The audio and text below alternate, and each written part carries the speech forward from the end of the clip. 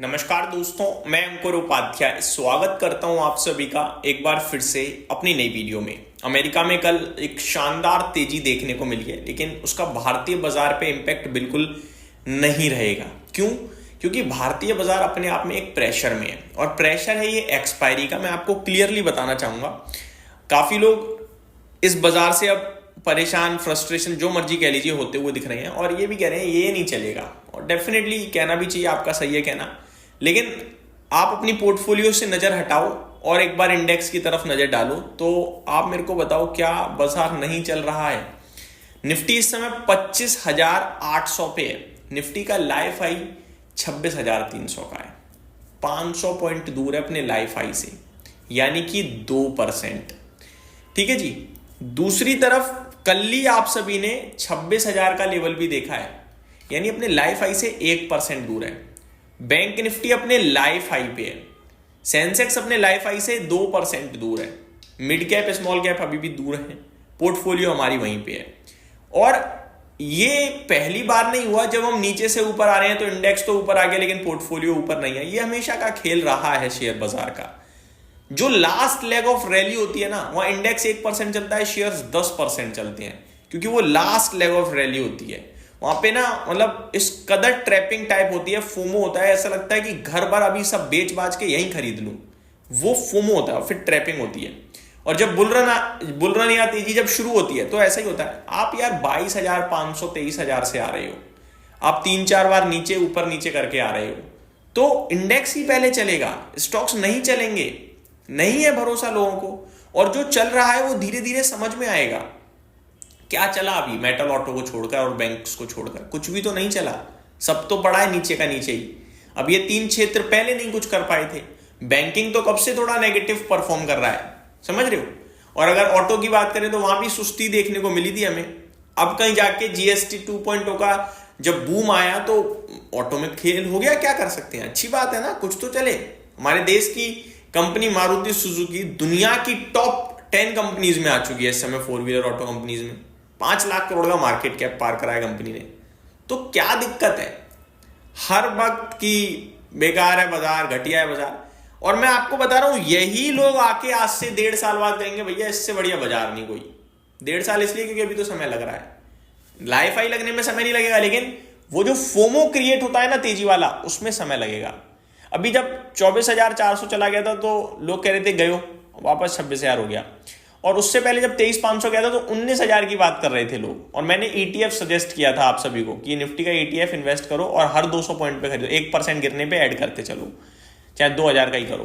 तो क्योंकि ज्यादा से ज्यादा 1%, 20% भी गिर गया तो 20,000 रुपए लगे आपके। ठीक है, 10% गिरेगा तो 20,000 रुपए लगे, और 10% नहीं गिर रहा निफ्टी, तो आप एक्यूमुलेट कर सकते हो हर भाव पे। अब देख लो लाइफ हाई पे आ गया निफ्टी, आने वाला है। तो बाजार तो चलेगा और चल जाएगा और चल रहा है, लेकिन अभी पोर्टफोलियो इसलिए नहीं चल रही क्योंकि आपके पास जो ब्रॉडर पोर्टफोलियो है वो नहीं चला है भैया। कुछ ही चीज चली, जैसा कि मैंने भी आपको बताया, ऑटो, मेटल और बैंक्स। लेकिन चलेगा सब, निश्चिंत रहो। क्यों नहीं चलेगा आप ये तो बताओ। इकोनॉमी में तो कोई दिक्कत नहीं दिख रही है, सब कुछ तो ठीक ही दिख रहा है। अगले क्वार्टर में तो अर्निंग्स भी दमदार आएंगी, निश्चिंत रहो। अब अमेरिका के बाजार की बात करें तो वो चल रहा है उनका, ठीक है, इस समय स्थिति अच्छी दिख रही है उनकी, बट ऐसा नहीं है उनके फंडामेंटल्स अच्छे हों। बट चल रहा है तो चल रहा है, ठीक है, चलने तो, कोई तो खुश रहे, कोई तो पैसा बना ले। और वो चल रहे हैं, इसीलिए तो भारत का बाजार नहीं चल रहा है, क्योंकि इन्वेस्टर्स वहां पैसा लगा रहे हैं, हमारे बाजार में नहीं लगा रहे हैं। जब हमारा चलेगा तो हमारे में भी लगाएंगे। और इसका सीधा सीधा एग्जाम्पल है, जो चलता है उसी में पैसा आता है। चाहे अभी आप गोल्ड ETF देख लो, सिल्वर ETF देख लो, कोई नहीं खरीदता था इन्हें, लेकिन अभी सब इनके पीछे लाइन लगाकर खरीद रहे हैं, जिसमें ऑलरेडी बहुत भागे हुए हैं। ये जो स्टॉक चलता है उसी को खरीदा जाता है। यहां फंडामेंटल बैलेंस शीट पढ़ने वाले कम लोग हैं, प्राइस को देखकर खरीद बेच करने वाले ज्यादा हैं। और प्राइस को देखकर जो खरीद बेच करते हैं वो लंबे समय तक बाजार में पैसा नहीं बनाते, और बनाते भी तो बड़ा पैसा नहीं बनाते। वेल्थ बनाने के लिए तो आपको फ्यूचर प्रिडिक्ट करना पड़ेगा, करंट सिचुएशन से निकलकर आपको चेक करना पड़ेगा इस कंपनी में कितनी काबिलियत है, तभी पैसा बना पाओगे, वरना नहीं बना पाओगे।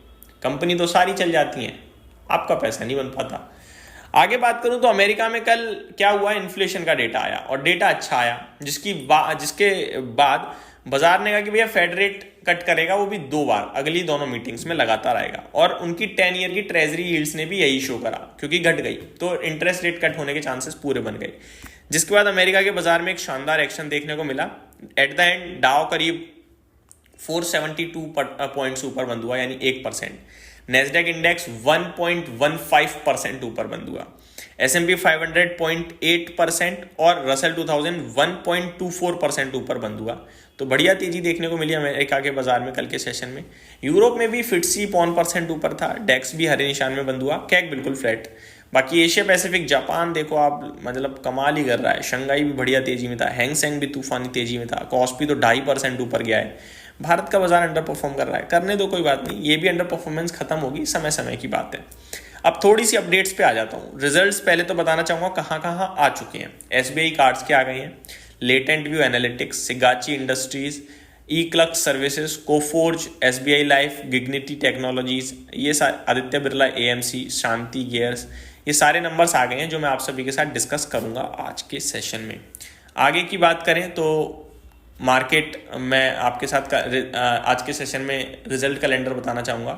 कोटक महिंद्रा बैंक के नंबर्स आएंगे, जेन टेक्नोलॉजीज के आएंगे, पेस डिजिटेक के आएंगे, शेषशाही पेपर, बाकी तो छोटी मोटी कंपनियां हैं। तो ये कुछ बड़े नाम हैं जिनके नंबर्स आज आते हुए दिखेंगे। यहीं समाप्त करता हूँ इस वीडियो को। Thank you so much for watching this video. Have a great day guys.